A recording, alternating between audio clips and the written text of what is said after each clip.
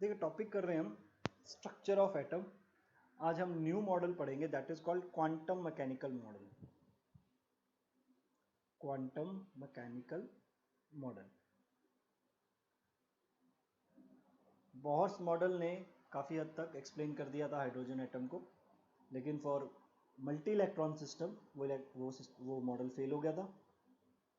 उसके बाद कई और चीज़ें I for multi electron system के लिए, जैसे कि डी ब्रॉगली और अनसर्टेनिटी प्रिंसिपल।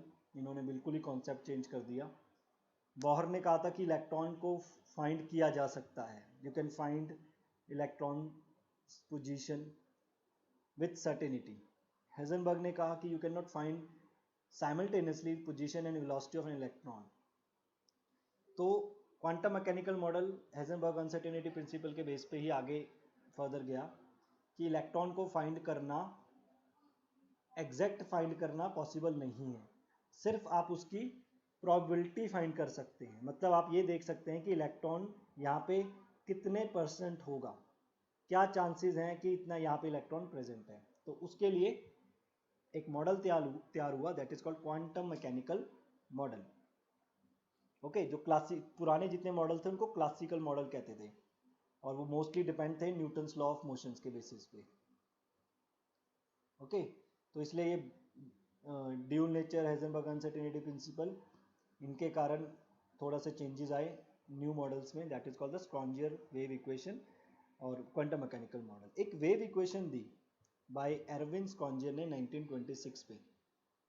स्क्रॉन्जियर ने एक वेव इक्वेशन दी 1926 में that is based on the wave motion.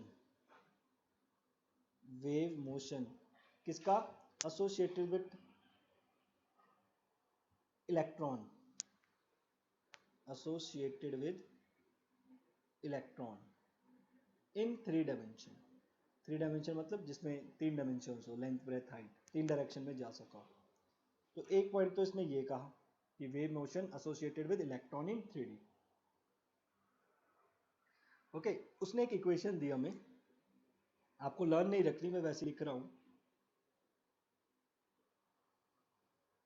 D का square by this is D square Sai, Sai बोलते से डी वाई स्क्वायर। इसको लर्न नहीं रखना, बस एक इक्वेशन हमें दिया उन्होंने, 3 एक्सिस में दी हुई है क्योंकि x axis, y axis, z axis होती है।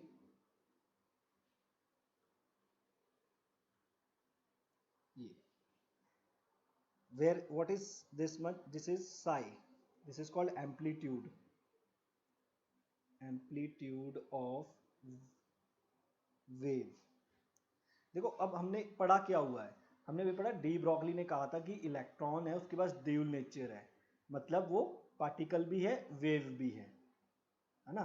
तो दोनों नेचर उसके पास हैं। तो अब वो जो वेव नेचर है उसके पास, वेव नेचर से क्या पता लगेगा कि इलेक्ट्रॉन कहाँ पे, एक ऐसे ऐसे वेव जा रही है, इलेक्ट्रॉन ये पाथ फॉलो कर रहा है वेव का। तो वेव को अगर हम सॉल्व कर लें इस वेव इक्वेशन को, तो हमें पता लग जाएगा वो कहाँ पे है। कैसे? जैसे कि मैं कहता हूँ कि आपकी जो लाइफ है ना, वो इस इक्वेशन पे बेसिस पे चल रही है, ये वाला पाथ अपनाएगी आपकी life, where x is the problems you face and y is the path जो आप फॉलो करोगे। कि एक्स का वैल्यू आप अगर ये पुट करते हैं तो आपके पास ये पाथ आएगा, अगर एक्स का वैल्यू आप ये पुट करते हैं तो ये पाथ आएगा, है ना। तो उसी तरह ये वेव की इक्वेशन उन्होंने बना दी। उन्होंने कहा इस वेव की इक्वेशन को आप सॉल्व कर लो, आपको इलेक्ट्रॉन की मोशन के बारे में पता लग जाएगा। और where psi is what? Amplitude. Psi is the amplitude, E is the energy, V is the potential energy, H is the Planck's constant, this. और this equation can be written as, ऐसे भी लिखी जाते हैं, दिस इक्वेशन, ये सिर्फ आपको introduction है इसका, इसका ज़्यादा है नहीं डिटेलिंग में। This equation can be written as H, Hamilton बोलते हैं इसे, साई, बस आपकी नॉलेज के लिए है। ई is the energy, Sai is the wave function, H is the Hamilton operator, Hamilton operator. अब ये इक्वेशन सॉल्व करके मिलेगा क्या? बाय सॉल्विंग अबव इक्वेशन, हमने नहीं करनी, बट हमें क्या पता लगेगा बाय सॉल्विंग अबव इक्वेशन, ऊपर वाली इक्वेशन को सॉल्व करके, by solving above equation for an electron, ये ज़रूरी है क्योंकि इलेक्ट्रॉन के लिए सॉल्व कर रहे हैं। Gives value of E and Sai, energy की, इलेक्ट्रॉन का एनर्जी और उसका वेव फंक्शन। वेव फंक्शन में बता दिया ना, ऐसा कुछ मिल जाएगा हमें जिसे वैल्यू हम इलेक्ट्रॉन का पाथ पता लग जाएगा, सिंपल भाषा में ये कह सकते हैं। ओके, तो ये चार बातें इस वेव इक्वेशन के बारे में अपने याद रखें। जितना मैं लिखा रहा हूँ दैट इज सफिशिएंट, इसमें हमारा डिटेलिंग में नहीं है, ना आईआईटी में, ना एनसीईआरटी में, ना जेई नीट में तो है ही नहीं। ओके, सेकंड इसमें क्या समझने वाला है, significance, significance of wave function. कि सर आप ये कह रहे हो कि वेव फंक्शन सॉल्व कर लो, इलेक्ट्रॉन की पाथ पता लग जाएगा, तो ये इसका सिग्निफिकेंस क्या है, मतलब इंपॉर्टेंस क्या है इसकी। ओके, तो as such same psi has no significance, as such psi को सॉल्व करने से कोई सिग्निफिकेंस नहीं मिलता। ओके, कोई नहीं मिलता। लेकिन हाँ, अगर आप इसका स्क्वायर सॉल्व कर दें, अगर आप इसका स्क्वायर सॉल्व कर दें तो हमें क्या मिल जाता है, हमें इसके प्रोबेबिलिटी मॉड, इसको ऐसे लिखते हैं, जो ये वैल्यू देता है साई मॉड का स्क्वायर, ये हमें प्रोबेबिलिटी बता देता है, PROBABILTY, प्रोबेबिलिटी बता देता है, किसकी प्रोबेबिलिटी बता देता है ये हमें, इलेक्ट्रॉन के होने की, क्या परसेंट चांसेस हैं कि इलेक्ट्रॉन यहाँ पे है। तो ये हमें बताता है probability of finding electron at that point. That point मतलब जहाँ पे आप सॉल्व करिए आपने इक्वेशन, जैसे इस इक्वेशन में मैंने x का वैल्यू सॉल्व किया तो उस पॉइंट पे मुझे प्रोबेबिलिटी बताएगा, आपको एग्जैक्ट नहीं बताएगा, मतलब आपको बताएगा कि हाँ इतने परसेंट चांसेस है कि इलेक्ट्रॉन यहाँ पे हो सकता है, बट नॉट श्योर, 100% नहीं, श्योर। ओके, और इसको आप इलेक्ट्रॉन डेंसिटी भी बोलते हैं, हम प्रोबेबिलिटी को हम इलेक्ट्रॉन डेंसिटी,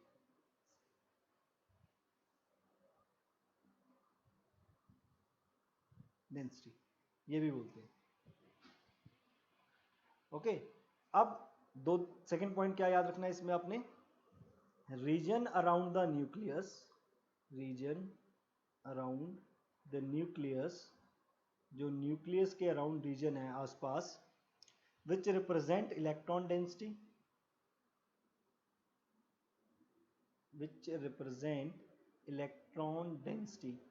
देखो आप ऐसे करते हो, पढ़ते हमने ऐसे पढ़ा हुआ कि ये इलेक्ट्रॉन यहाँ पे घूम रहा है इसमें, अब कहाँ घूम रहा है, अब ये according to quantum mechanical model हमें नहीं पता ये कहाँ घूम रहा है, लेकिन हम बता सकते हैं कि ये कहाँ कहाँ हो सकता है, यहाँ कितने चांसेस हैं, यहाँ कितने चांसेस हैं, यहाँ कितने अच्छा ऐसा भी हो सकता है कि कहीं पे चांस ही नहीं है उसका होने का, वो भी हो सकता है। तो रीजन अराउंड द न्यूक्लियस, ये न्यूक्लियस के रीजन जो ये अराउंड है, which represent electron density, electron density मतलब जहां पे इलेक्ट्रॉन को पाने के चांसेस ज्यादा हैं, that is called electron density. Region around the nucleus which represent the electron density at a different point, at different point is called an orbital, is called orbital। आई बात समझ, जैसे कि मैं आपको बोलता हूं, जैसे मैं आपको बोलता हूं कि इलेक्ट्रॉन, लेट्स सपोज एक घर है, अब आप अपने घर में कहाँ कहाँ ज़्यादा पॉसिबिलिटी आपके होने की, अब यहाँ मतलब आप अपने कमरे में हो सकते हो, आप बेडरूम ड्राइंग रूम में हो सकते हो, आप अपने किचन में हो सकते हो, आप अपने स्टडी रूम में हो सकते हो, but I will not find you on the drawing room, I will not find on you the in the आपके जो बाई का रूम है उसमें नहीं आ सकते, तो यहाँ आप मुझे मिल रहे हो, यहाँ मिल रहे हो, तो इसको मैं ऑर्बिटल बोलूँगा कि ये ऑर्बिटल है, जहाँ पे इलेक्ट्रॉन आ सकता है उसको मैं ऑर्बिटल बोलूँगा, ये मतलब है ऑर्बिटल का। ओके फाइन, तो इसे ऑर्बिटल भी बोला जाए और एटॉमिक ऑर्बिटल भी बोलते हैं। ऑर्बिटल और एटॉमिक ऑर्बिटल।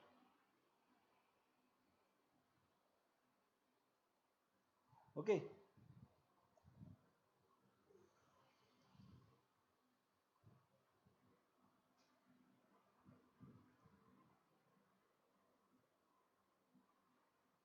तो अभी देखो मैंने आपको बताया ना, जब हम हाइड्रोजन का देखने लगे, अगर हाइड्रोजन के लिए ये इक्वेशन सॉल्व करी, हाइड्रोजन एटम के लिए, हाइड्रोजन एटम में सिंगल इलेक्ट्रॉन होता है, एक इलेक्ट्रॉन, तो जब उस इलेक्ट्रॉन को ढूंढने की कोशिश करी तो जो इलेक्ट्रॉन था वो हमें ऐसे ऐसे, मतलब ये डॉटेड लाइन से बना रहे हैं, डॉटेड लाइन बना, हमें यहाँ यहाँ यहाँ दिखा, ये न्यूक्लियस है तो इलेक्ट्रॉन यहाँ यहाँ दिखा हुआ है,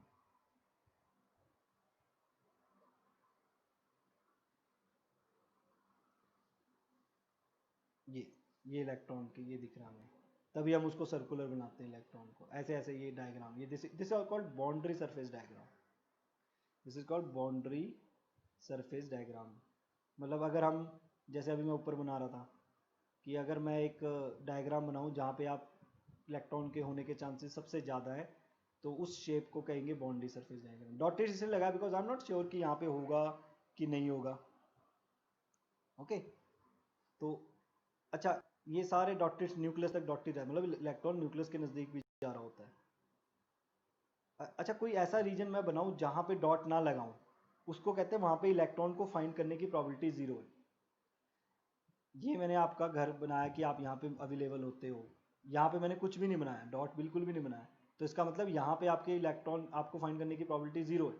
तो अगर इलेक्ट्रॉन का आगे बनाएंगे भी, हाइड्रोजन के बनाएं, अगर आगे हम कुछ ऐसा बनाएं जिसमें हम ये डॉटेड डॉटेड लाइन बनाए ना, तो वहाँ कहेंगे कि यहाँ इलेक्ट्रॉन फाइंड हो ही नहीं सकता, पॉसिबिलिटी ही नहीं है इलेक्ट्रॉन की यहाँ होने की। ओके, ये मतलब है बाउंड्री से। तो हाइड्रोजन के लिए ऐसा डायग्राम आता है, ये पूरा, मतलब फिर हम इसको ऐसे थोड़ा डार्क कर देते हैं, ये डार्क का मतलब है यहाँ पे ज़्यादा चांसेस है, डॉटेड का मतलब कम चांसेस है।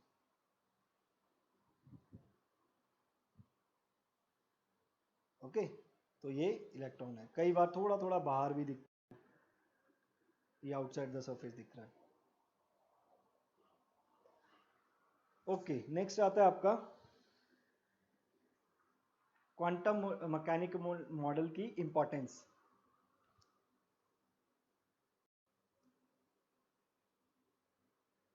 ओके हाँ, important features of quantum mechanical model, जितना मैं बता रहा हूँ क्वांटम मैकेनिकल मॉडल उतना ही पढ़ना है, जो मेन चीज़ है वो आगे है पढ़ने वाली, अभी तो बस हम ऊपर ऊपर पढ़ रहे हैं। तो बात तो इसने सेम कही थी जो बोहर ने कही थी, electron in an atom, in an atom have only quantized values of energy, have only quantized value of energy। यही बात बोहर ने कही थी कि एनर्जी जो है वो क्वांटाइज्ड है, उसने सिंगल इलेक्ट्रॉन के लिए वैलिड हुआ था, यहाँ मल्टी इलेक्ट्रॉन के लिए भी यही वैलिड है। मेजर डिफरेंस यही है इसमें और बोहर में कि बोहर ने कहा था इलेक्ट्रॉन फाइंड कर सकते हैं उसकी पोजीशन वगैरह, इसने कहा नहीं, प्रोबेबिलिटी फाइंड कर सकते हैं। ओके और ये एनर्जी की वैल्यू कैसे फाइंड की जा सकती है, वैल्यूज ऑफ एनर्जी, जो वैल्यूज ऑफ एनर्जी है, हाउ टू फाइंड, ये value of energy are obtained by, are can be obtained by solving Schrodinger wave equation, Schrodinger wave equation SW लिख देता हूं मैं, ठीक है, हमें सॉल्व नहीं करनी, बस हमने समझ लिया कि उसको सॉल्व करके हमारे पास एनर्जी की वैल्यू आ सकती है। Okay third psi, psi as such has no physical meaning, okay, but psi square gives probability of finding, probability of finding electron at that point, किसी पर्टिकुलर पॉइंट पे psi square हमें value बता सकता है। Okay या electron density भी बोल सकते हो, is the on the basis of Heisenberg uncertainty principal. Okay और ऑर्बिटल मैंने बता दिया, by finding different values of size के हम एक डायग्राम बना सकते हैं, that is called boundary surface diagram.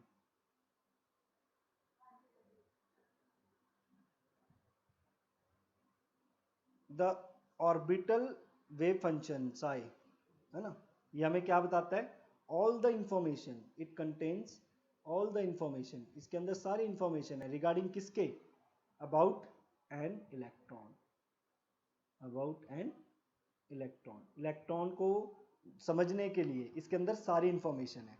क्या इंफॉर्मेशन आगे पढ़ेंगे वो सारी इंफॉर्मेशन हमें बता सकता है। अच्छा, electron can have many wave, electron can have many wave. ये देखो हमने पीछे भी पढ़ा था, इलेक्ट्रॉन के पास बहुत सारी वेव्स हैं।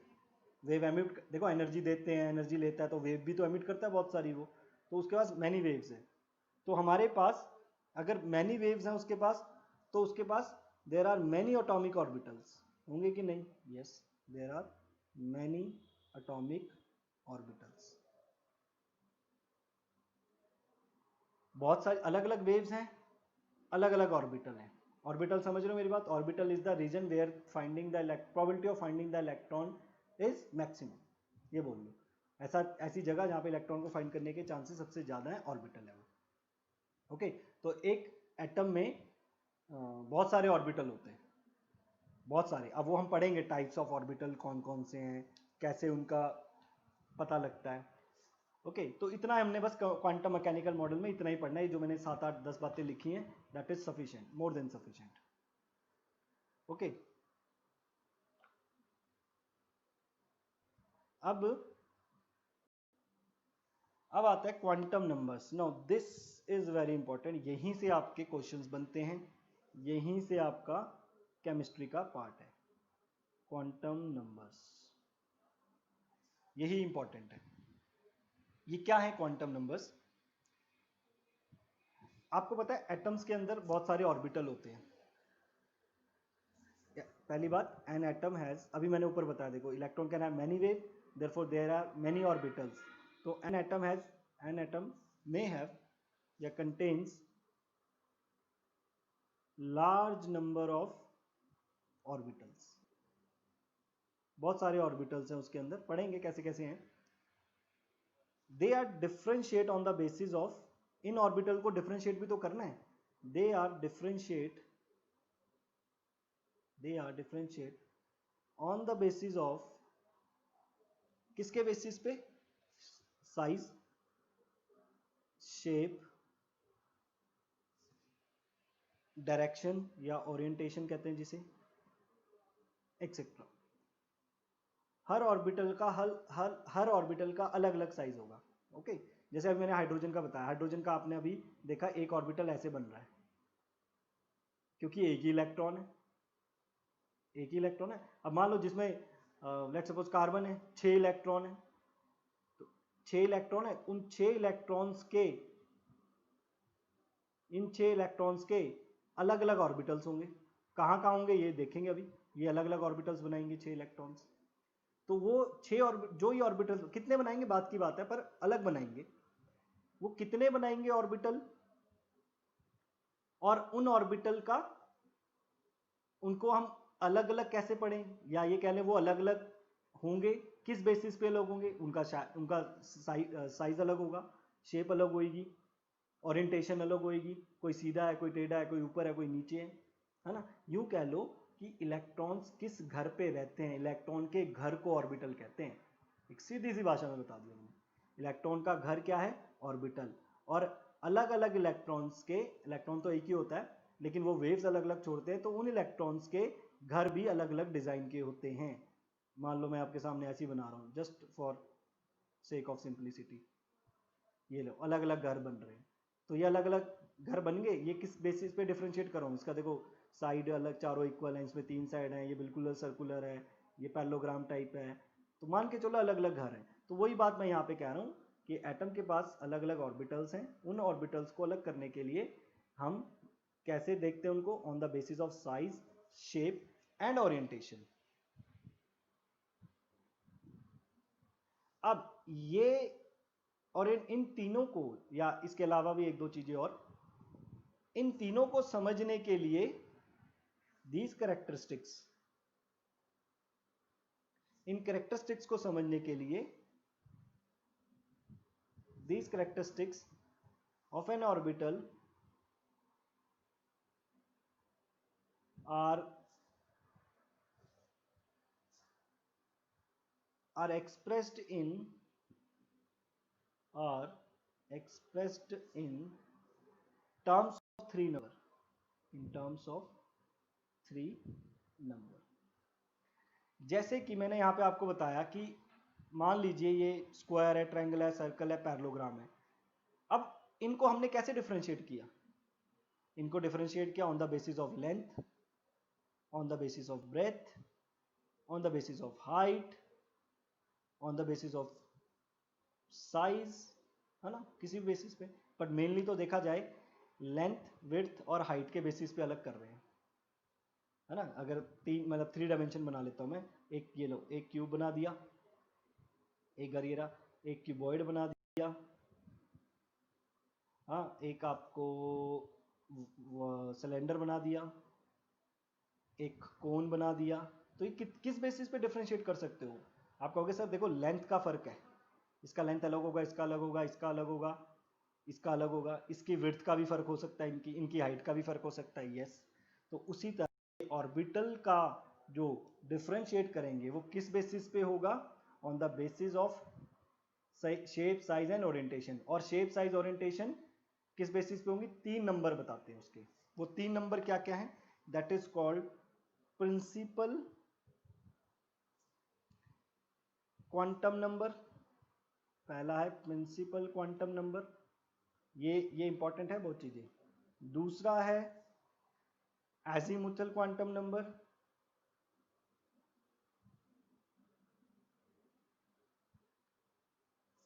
Third is magnetic quantum number.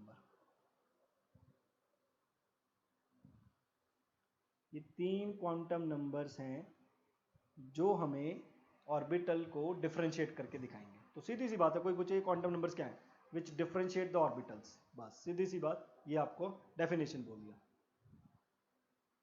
Okay एक और होता है दैट इज कॉल्ड द, जो स्पिन क्वांटम नंबर होता है फोर्थ, ये आपको ओरिएंटेशन बताता है, स्पिन बताता है उसकी, स्पिन क्वांटम नंबर कि वो मूवमेंट कैसा है। ओके अब इन चारों की हेल्प से, ये चारों की हेल्प से हमें क्या पता लगता है? ये चार नंबर से हमें पता लगता है complete information. We get complete information किसके बारे में? Complete information about all the electrons in an atom, about all the electrons in an atom. अभी मैंने बताया ना, जैसे कार्बन के 6 इलेक्ट्रॉन है, तो 6 के 6 इलेक्ट्रॉन की इंफॉर्मेशन हमें इन चारों नंबर से पता लग जाएगी। दैट इज उसकी location, energy, orbital, shape, orientation etcetera, इनके बारे में बताते हैं।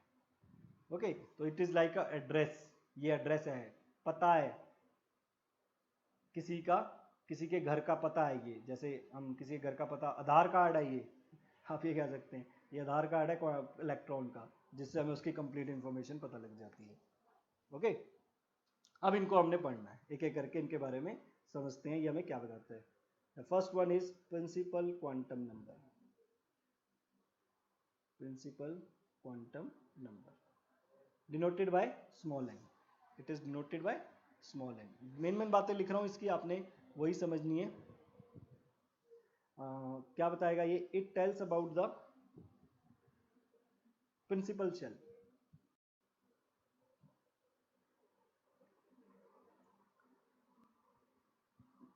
प्रिंसिपल शेल के बारे में ये बेसिकली हमें बताता है मेन इलेक्ट्रॉन कहाँ पे प्रेजेंट है। याद करिए छोटी क्लास में आपको हम बताते थे K L M N, K shell, L shell, M shell, N shell, ये वही है, ये वही है। एन का वैल्यू 1 मतलब के, एन का वैल्यू 2 मतलब एल, 3 मतलब एम, 4 मतलब एन। बट अब हमने के एल एम एन नहीं पढ़ना, अब हमने 1 2 3 4 पढ़ना है। ये 1 का मतलब क्या होगा? पहला शेल, 2 का मतलब सेकंड शेल, 3 का मतलब थर्ड शेल, ये शेल बताएगा हमें। और वो जो मैं आपको हाइड्रोजन की बात करें, जैसे ऐसे ऐसे शेल मैं आपको बताता था, पहला शेल, दूसरा शेल, ये वही शेल है। एन इक्वल टू 1 2 3 4, मैं इसको ऐसे लिख देता हूँ 1 2 3 4, और इसे प्रिंसिपल शेल भी बोलते हैं। ओके ये क्या बताता है हमें? Very important, it gives average distance it gives average distance of average distance of electron from the nucleus से कितने डिस्टेंस पे इलेक्ट्रॉन है वो ही हमें बताता है। जैसे रेडियस था वहां पे हाइड्रोजन एटम में, उसी तरह ये हमें क्या बताएगा, distance of electron from nucleus से कितने डिस्टेंस दूर पे बैठा हुआ है इलेक्ट्रॉन। और यू कह it tells about the size of the electron cloud. Size के बारे में बताइए ना उसने, क्यों, जब हमें पता लग जाएगा इलेक्ट्रॉन ये यहाँ कितने दूर बैठा है तो हमें पता लग जाएगा इलेक्ट्रॉन का डिस्टेंस कितना है, तो उसका साइज पता लग जाएगा। इलेक्ट्रॉन का साइज नहीं, इलेक्ट्रॉन कहाँ कहाँ फैला हुआ है वो साइज। ओके, अच्छा ये हमें एनर्जी के बारे में बताता है। It determines the energy of electron.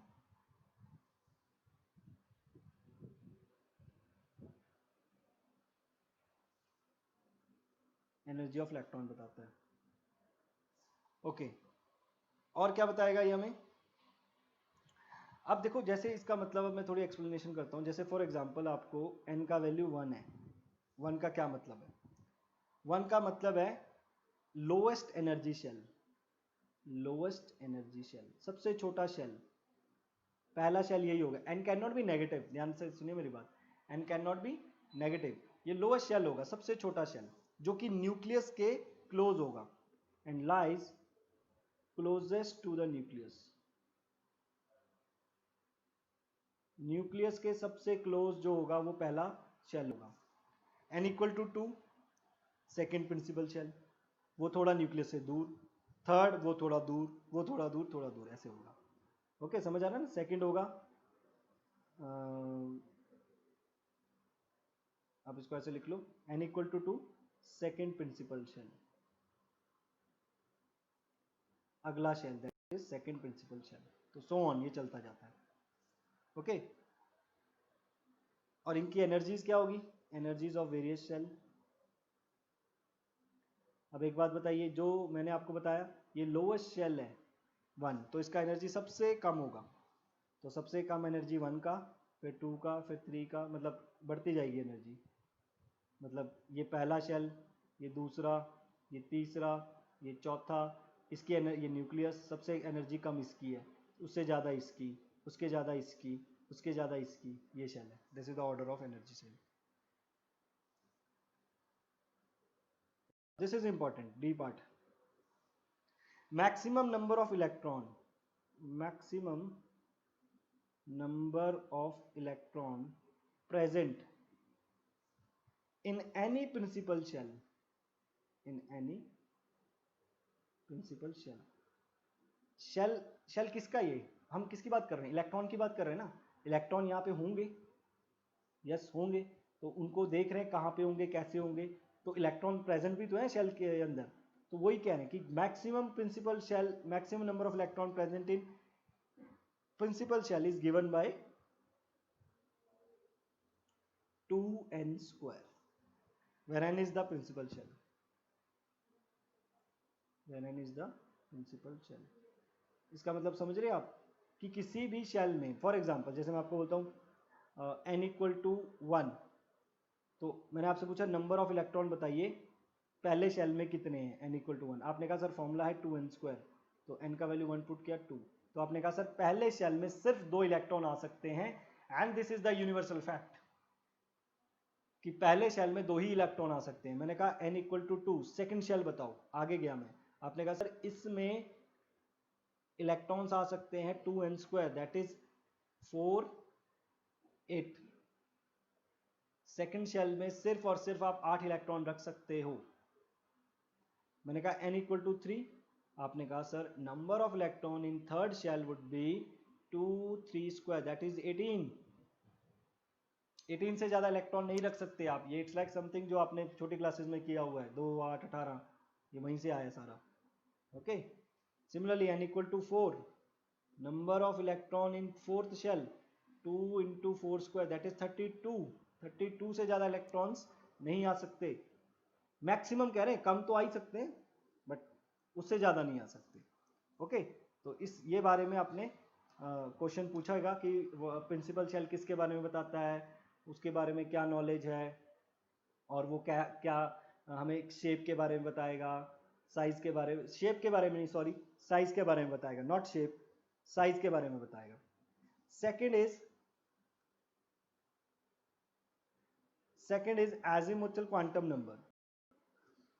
तो नेक्स्ट है आपका azimuthal quantum number second.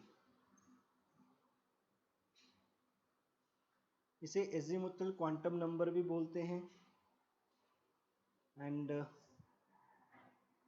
Angular momentum भी बोलते हैं, और एंगुलर मोमेंटम।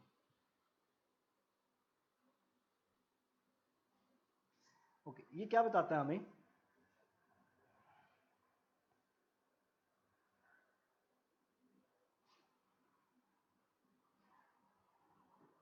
अब देखिए क्या होता है कि एक तो प्रिंसिपल शेल है, प्रिंसिपल शेल, तो प्रिंसिपल शेल के अलावा भी अंदर अलग अलग डायरेक्शंस हैं।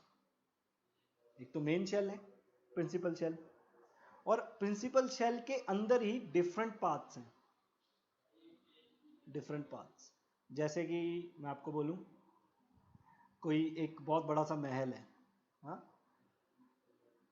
तो उसके अंदर ऐसे ऐसे एक फ्लोर वाइज बना हुआ है, या ऐसे कर लो, एक रूम यहाँ बना हुआ है, एक रूम यहाँ बना हुआ है।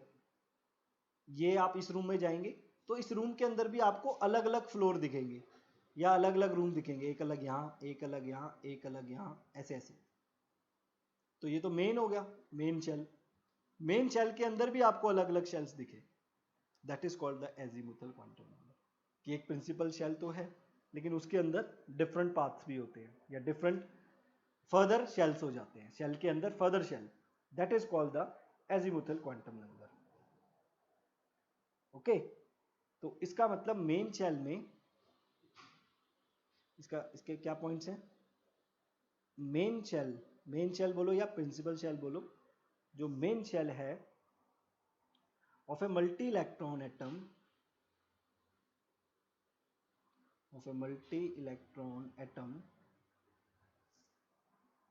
do not have same energy। एक तो प्रिंसिपल शेल है, जैसे कि प्रिंसिपल शेल 1, तो इसके अंदर जो इलेक्ट्रॉन्स हैं सबका एनर्जी सेम। मल्टी इलेक्ट्रॉन है, मल्टी इलेक्ट्रॉन जैसे कार्बन है 6 इलेक्ट्रॉन्स हैं, तो आप ये नहीं कह सकते कि 6 के 6 इलेक्ट्रॉन्स की एनर्जी सेम है, नहीं, क्योंकि मल्टी इलेक्ट्रॉन है, उनका एनर्जी सेम नहीं है, ऐसा देखा गया, ऐसा देखा गया। Y so? बिकॉज, ऐसा क्यों हुआ? Because they move along different paths, they move along different paths, different paths के अलॉन्ग वो मूव करते हैं। तो देर आर, एक पॉइंट ये हो गया, बी पॉइंट लिखे इसमें कि with in the principal shell,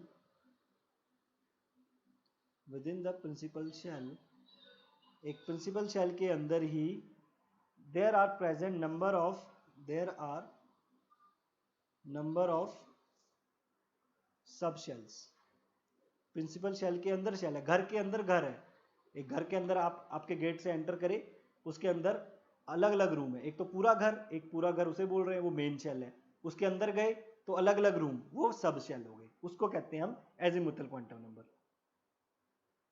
okay, तो ये हमें एक तो ये बताता है, और क्या बताता है हमें ये? It gives about information about the number of sub shells, कितने सब शेल्स होंगे, मतलब किसी घर के अंदर कितने रूम है। घर तो एक ही है, N1 ही है, एक ही शेल है, लेकिन उसके अंदर कितने कमरे हैं अलग अलग, that is called the sub shell. तो नंबर ऑफ सब shell present in the main shell, present in the main shell, एक तो ये बताता है हमें इस जो ये अजीमुथल है। ओके, और क्या बताएगा? एंगुलर मोमेंटम, मैंने एक्सप्लेन कर रखा है पहले आपको, एंगुलर मोमेंटम के बारे में बताता है, ऑफ इलेक्ट्रॉन प्रेजेंट इन सब शेल, तभी इसको एंगुलर मोमेंटम भी के नाम से बोलते हैं। और क्या बताएगा ये, एनर्जीज भी बताएगा, रिलेटिव एनर्जीज ऑफ सब शेल, रिलेटिव एनर्जीज ऑफ सब शेल, सब शेल्स की एनर्जीज भी हमें बताता है। अच्छा, उसने हमें बताया था साइज, प्रिंसिपल क्वांटम नंबर ने क्या बताया था, साइज। ये बताता है शेप, शेप कैसी है, shape of various subshell, जो अंदर सब शेल बने उनका शेप कैसा है।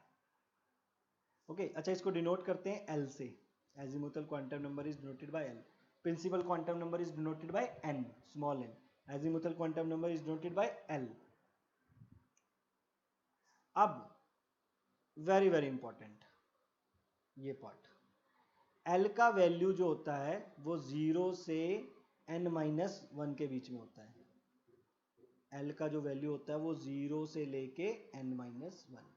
कंडीशन है ये, क्यों कंडीशन है, देखो अगर आपके पास एक घर है तो उसके अकॉर्डिंग आप अंदर रूम बनाओगे, आपके पास दो घर है, दो जुड़े हुए घर हैं ऐसे, तो आप उसमें रूम्स अलग अलग बनाओगे। आपका और बड़ा घर है, आप समझ रहे हैं, एक छोटा घर n=1 एक शेल, n=2 सेकंड शेल, थोड़ा बड़ा होता है सेकंड शेल, तो आप उसके अंदर कमरे भी उस हिसाब से बनाओगे।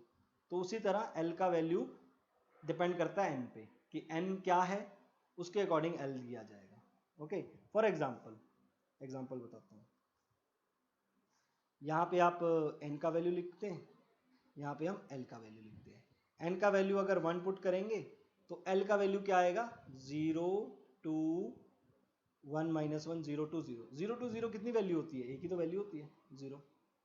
इसका मतलब कि अगर आपके पास जो में पहला शेल होता है उसके अंदर सिर्फ एक ही सब शेल होता है, एक शेल बड़ा, उसके अंदर एक छोटा सब शेल, ये मतलब है कहने, आगे आएंगे डायग्राम वगैरह बताऊंगा कैसे। n=2, अगर n को 2 पुट करेंगे तो l किसके इक्वल होगा, 0 से 2 - 1, 0 से 2 - 1 मतलब 0 और 1, तो दो वैल्यू आई 0 और 1। तो अगर आपके पास सेकंड शेल में आप जाते हो तो आपको दो सब शेल दिखेंगे जिसको बोला जाता है 0 और 1। अगर आप थर्ड शेल में जाते हो तो L का वैल्यू होता है 0 से 3 - 1, यहाँ पुट कर रहा हूँ मैं ये ऊपर वैल्यू, 3 - 1 कितना हुआ 2। इसका मतलब 0 से 2 कितनी वैल्यू होती है, 0 1 2। इसका मतलब थर्ड शेल में 3 सब शेल मिलते हैं, पहला शेल एक सब शेल, दूसरा शेल 2 सब शेल, तीसरा शेल 3 सब शेल। सिमिलरली अगर मैं n का वैल्यू 4 पुट करता हूँ तो 0 2 यहाँ पे पुट करो ऊपर n-1 में 3, तो अब कितने शेल मिलेंगे, 0 से 3 कितने नंबर होते हैं 4, ये 4 सब शेल मिलेंगे। यहाँ मुझे एक सब शेल मिला, यहाँ मुझे 2 सब शेल मिले, यहाँ मुझे 3 सब शेल मिले, यहाँ मुझे 4 सब शेल मिले। ओके